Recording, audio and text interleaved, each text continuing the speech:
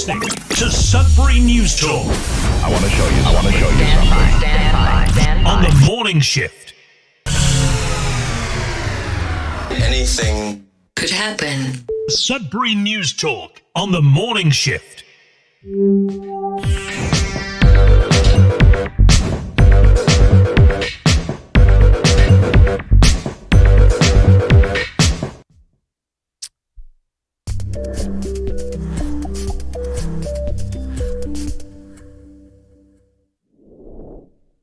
All right, good morning. Welcome to Sudbury News Talk on the morning shift. I'm AJ Walsh. We got a 20-minute version of the show today, but at least we have a version of the show. That's just to say the least. Better late than never. Better late than never. We're here with the Nick, myself, AJ Walsh, Sudbury News Talk, each and every weekday morning on CKLU 96.7 FM, CKLU.ca, and Facebook Live, YouTube Live. But this morning was a lot of opposition getting the show on, and so we apologize for coming on late, but what is the saying? Better late than never. Better late than never. And here we are. And so I just want to briefly, I just still want to go over a little bit of where we're looking at weather, sports, and then view the headlines. We're trying and get a truncated show here because it is 14 degrees currently. Or actually, it's probably a little warmer now because that was, oh no, it is. Feels like minus 21 out there. Today it's a few flurries ending early this afternoon, mainly cloudy. 30% chance of flurries, and then a high of minus 9. The wind chill, minus 19 in the morning and minus 14 in the afternoon. Today partly cloudy. 30% chance of flurries in the evening. Overnight low, get this, Nick. Wind chill, minus 28.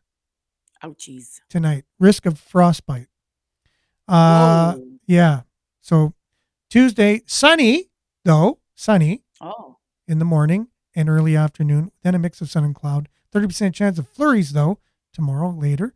And minus 28 in the morning and minus 16 in the afternoon. Again, risk of frostbite there, so be careful. Then for your long-range forecast, you got your sunny on Wednesday, which is great. Thursday, cloudy, minus 10. Friday, chance of flurries, 30%, minus 18. Saturday, chance of flurries, minus 13. 6% chance of flurries on Saturday. And then your satellite, basically, I need to show this because it's not every day that we have, clearing. So there's a lot of clear skies here over Northern Ontario. Just not over us. But the rest, so over Sioux, Timmins, North Bay, Sudbury, it's cloudy. Everywhere else, it's clear. So us in the Great Lakes. So that's a little bit of your weather. And now, just to cover the sports section real quick, we had the Sudbury Wolves in action Friday, Saturday, and Sunday. A lot of games, a lot of chances to win. Do you know any of the outcomes of any of those games, Nick? Just want to know off. Sudbury 5? Are we talking about Sudbury 5? Sudbury Wolves, sorry. Sudbury Wolves. Sudbury 5 played 2. Yeah, yes. They lost their first game of the year. They did, unfortunately. Windsor. Sudbury 5 lose their first game of the year, falling to Windsor Express. And they came out and outworked us. They had more energy than us. That's what the coach, Logan Stutz, said. But, not bad. 4-1 still on the season. Not bad. And then Sudbury Wolves on Friday, it was Indigenous night. Really great, atmosphere at the Sudbury Arena as usual, but it was packed. This time it was packed. Standing room only tickets. And what an atmosphere. We won that game 3-2 against the Windsor Spitfires. So the 5 were playing Windsor. Sudbury was playing Windsor. The 5 were in Windsor. Windsor was here. Yeah. So. And the Wolves won. The Wolves won. Amazing. The 5 lost. So then the Wolves were in action the next night, and unfortunately, close game. Again, they're all close games, 1-goal games. We lost 4-3 against Owen Sound. And that was a bit chippy there. The two coaches almost got into a brawl. Almost got into a fight. That's always really entertaining to watch. I love that about hockey. Yeah, a lot of fighting. Someone said there was a joke one time. I went to a boxing match and a hockey game broke out. So the Guelph Hockey Storm game broke out. It took me a little bit. Yeah. Well, it is morning. So unfortunately the Wolves lost yesterday, but it was in overtime. So they got a point out of it. So 3 games, 3 points. Not bad over the weekend. A lot of games to play in 3 days. All 1-goal games. And so it could have went either way. At least the Wolves split it. They could have had a possible 6 points. They got 3. And all right. I'm seeing some.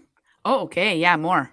well, the Sudbury Cubs, they won 3-2 in a shootout, and they're still as good as ever. They beat the Sioux Thunderbirds 3-2 in a shootout over the weekend, and they're still ranked 7th overall in this, Canadian Hockey League.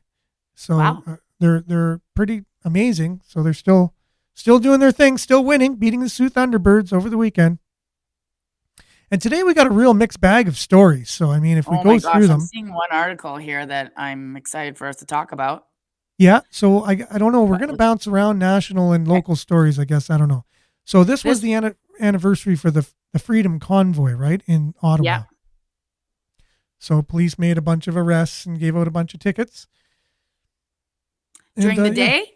Yeah. So they made a bunch of money off the anniversary of the trucker convoy. What were the arrests for? Parking infractions, traffic violations, standing where you're not supposed to, those kinds of things. Awesome. So, yeah. And then reason why the people are basically protesting is Canada's transportation supply chains are near breaking point. So business leaders say 100 days after a task force identified the crisis, they're still waiting for action from Ottawa. So, this whole thing, lockdowns and all this stuff, and the whole thing, the reason why they were protesting in the first place, they were saying there's all kinds of things that are going to happen in Canada if we don't watch, and this is one of them. Now, there's a transportation supply chain problem. I just want to give a shout out to all the people that got on, even though we're on very late. So thanks for waiting for us, guys. Really appreciate it. Good morning, David. Good morning. Good morning. Is it Julia? Judy. Sorry, Judy. Yes. And now Julia. So Judy, Julia, good morning. And Claire, good morning. Thanks for being with us in a really truncated version of Sudbury News Talk. So supply chain problems, like we knew that would happen. And for that's not a reason to have a protest, though, Aaron. Like, people shouldn't protest any of this stuff because shouldn't protest a breakdown in the economy. No. If the government thinks it's a good idea, we should just follow through with whatever the government tells us to do. Well, they put a task force together. They put a task force together to say, what the heck? There's a supply chain problem. Let's look into it. They already had the results like 100 days ago, and they're still not even. Task forces are usually put together, says in this article, as for an emergency purpose, and they basically haven't done anything yet. And Claire says that she was. This was the anniversary of the first convoy. That is correct. Yes, and we do know some people who attended that first. The first protest in Ottawa, and they say an amazing experience.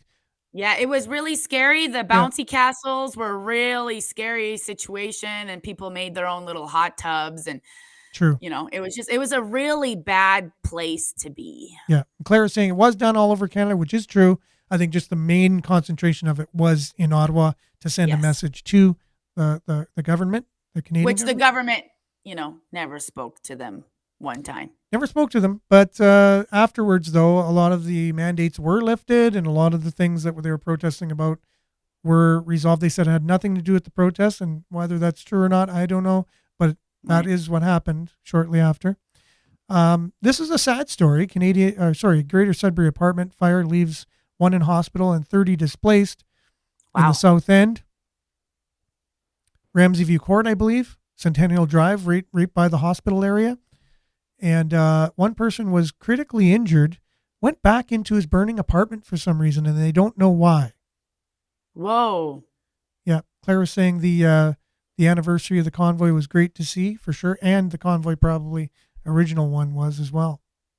But yeah, this fire, so someone went back in for some strange reason and then was critically injured, burnt. They were able to leave, but changed their mind for some reason. So it's no surprise that the fire department is saying whenever there's a fire, don't go back in, no matter what. Stay out. That would be a great rule that people can follow. Yes, I think it is. I do hear like some pretty heroic stories where someone goes back and saves an animal and they come out, and that's a great story. But sometimes when you go into a burning fire, you may not come out. Yeah, it's not good to go back in. I mean, hey, if my kids were inside, you're darn right I'd, go back in. But I mean, unless there's a reason like that. Here's an interesting one. Sudbury Column. World has never been in more danger than right now. The doomsday clock stands at 90 seconds to midnight, the closest it's ever been. There was an Iron Maiden song I used to like back in the 80s called 2 Minutes to Midnight. It was on their Power Slave album. And they actually came here, I think, with that tour. I believe it was that tour to Sudbury with Twisted Sister back in the day. Anyways, but they've moved. It's been like that since then. They've now moved it up 30 seconds. So it's now 90 seconds to midnight, a minute and a half. So what happens at midnight? Well, that's it. That's gone. Lights out. This year, lights out. The Science and Security Board of the Bulletin of Atomic Scientists moved the hands of the doomsday clock forward, largely, though not exclusively, because of the mounting dangers of the war in Ukraine. The clock now stands at 90 seconds to midnight, the closest to global catastrophe we've ever been. Let's create lots of fear. Fear. Be afraid, everyone. And one question you said right away when I said this story, you asked what question. I said, the doomsday clock's been moved forward 30 seconds. Who decides this? Exactly. Who decides this? Yeah. Well, it's not someone we voted in. And then what happens at midnight? Like, if you guys know something more than us, then maybe you should, instead of pointing at the problem, let's point at some solutions. What's the solution here? Exactly. Maybe it's like the Wizard of Oz behind the curtain there. They got the clock. Who's running the clock? Yep. Interesting though. Now this also, the world is crazy right now. We know that. Yes. It's went crazy. It's getting crazier. And there was the video that was released from Memphis. There were a group of police officers beating on a young black man. It was 5 young black police officers beating on a young black man. Okay. And it went viral. And they were calling for peaceful protests around the United States. This was, I think, Friday night. Oh. And so Greater Sudbury Police issued a statement on that as well, I guess, because some people here feel that as well. I think this is an issue we've been dealing with for a long time, that police could possibly go over the bounds sometimes of their authority and harm people. As police service, we're angry. Full statement from Greater Sudbury Police. Sudbury Police Services issued a statement on the death of Tyree Nichols was his name, at the hands of 5 Memphis police officers.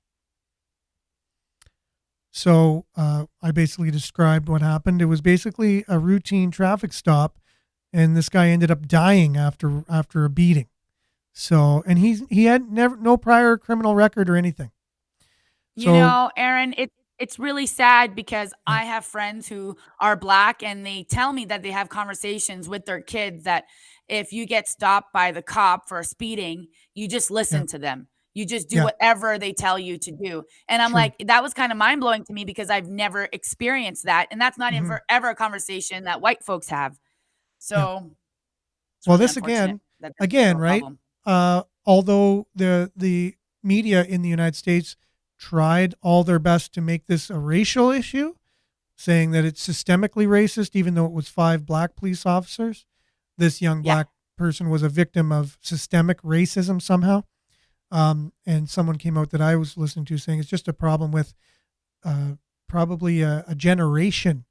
They were all young black men. So the generational aspect of this, it just looked like a gang. Like, sir, gangs can be on the police side too. And this was a special task force. I think they're called Scorpion or something like that. Oh, Special task force. People power, they can take advantage of the power. Exactly. Just like our government. So that happens everywhere. It's not a racial thing. It's a power ego thing. Yep. I remember a wise man once said, "It is the nature and disposition of almost all men. As soon as they're given a little bit of power, they'll immediately begin exercising unrighteous dominion." So I thought that was a very powerful statement. Claire says all of this stems from Davos, the WEF. And I think she's talking about the doomsday clock, which I believe she's on to something there. And Diane, good morning, everyone. Happy Monday. Bon matin. They want to create tons of fear. They want you to own nothing and be happy about it. Own nothing and they'll be happy. I think they need to reverse that. So we're going to talk about the other article, this new sex. I know you wanted to get to that. I know you're just chomping at the bit. But one thing that the Sudbury police said about this, I just want to see the actions of these officers are egregious and disgusting, and they have disgraced the policing profession. And the outrage felt by Mr. Nichols' family, by the black community, and by racialized people everywhere is justified. And I don't understand. Again, our own police are saying the race thing, and I don't understand why that is true. But this needs to be discussed more. So maybe tomorrow, when we have more time, we can unpack some of this. But anyways, that was a statement from our police. So you want to get to that story about the new what is going on here? Midnight Manor, a home for sex nerds in Sudbury. And this is a really interesting quote he said. He says, some might call the Midnight Manor a sex club, but Nadeau, who says he's been in the kink lifestyle for about 15 years, sees it more as a community center where people can explore their sexual identity. A community center. Yeah, a sexual We've lost community our center. mind. Yeah. Well, again, right? So it's a circus out there, guys. It's a circus. Now, someone did make a comment that kind of goes along with what you were saying here. It says, this will bring nothing but problems in town. Well, that was, of course. Joan says that. These are just people. We all have insecurities. We all have, like, so many people are suffering with mental health and anxiety. And now you're going to bring in a sex club downtown, where downtown's just, it's a super safe environment for everybody right now. And Interesting. Wow. Now, Roger says, cool. He says, cool. A great place I can don my Speedo. Well, again, right? So to each his own. If that's a place where, if they were going to do it at someone's house anyways, I guess. I know there is a community of people of this, that like to partake in this type of lifestyle in this community. And so here is a brick and mortar place where they can gather together. Oh, that's so great. Now, Julia is saying the Stanford prison experiment, going back to our story about people with authority over others. That was the unfortunate. I was going to talk about that. Nichols' death in Memphis, about that. Those used to be called bathhouses. Bathhouses. Exactly. So Miles says, because, black people only see the police in the U.S. As a white institution, these black officers are only seen as policemen, not white or black. Correct. That's their understanding. Yeah, for sure. It's and I guess it is worth a conversation, I'm just glad there weren't any white officers in there at all. So that way, at least we can talk about the idea of just authority in and of itself and having that. Now, if the Stanford prison experiment was done with just one particular race, I'm sure every race, the same outcome would have happened regardless, because human beings are susceptible to these types of things, regardless of race, creed, gender, and all that stuff. But it just shows how the media likes to spin everything. It was black officers beating on a black guy, and they're trying to turn it into a racial thing. As long as they get viewers, as long as there's controversy, that's all they need. And unfortunately, that's all the time we have today. It's a truncated version of Sudbury News Talk. But Nick, I'm glad we did it. I'm glad things came together. We had a real quick, awesome discussion, even with all y'all Thank you, everyone, for being with us. We'll be back same time, same place tomorrow. Are you available tomorrow, Nick, or not? I am. Oh, good. Billy's on too, so we could have a really great conversation and maybe expound on some of the things that we're talking about today as well. Thanks again, Sounds Nick. good. We'll talk soon. Have a great day, everybody. Happy Monday. Thank you. So happy Monday, everyone, as well. And that's Sudbury News Talk on CKLU 96.7 FM. And all things social media. We'll be back same time, same place tomorrow. Stay tuned now for Earshot Daily on CKLU. Ciao.